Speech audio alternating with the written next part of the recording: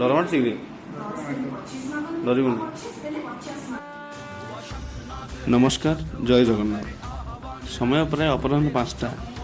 ଆମ ଟ୍ରଷ୍ଟ ନିକଟକୁ ଏକ କଲ୍ ଆସିଥିଲା ଯେ ଏକ ଏମର୍ଜେନ୍ସି ବ୍ଲଡ଼ର ଆବଶ୍ୟକ ରହିଛି।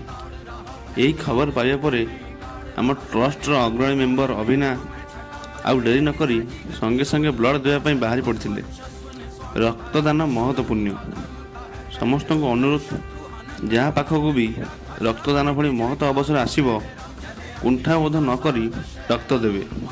କେଜାଣି କେତେବେଳେ ଆମର ମଧ୍ୟ ଏଭଳି ବେଳ ଆସିପାରେ। ସମସ୍ତେ ସଚେତନ ରୁହନ୍ତୁ ଏବଂ ପରସ୍ପରକୁ ସାହାଯ୍ୟ କରନ୍ତୁ। त्रेता में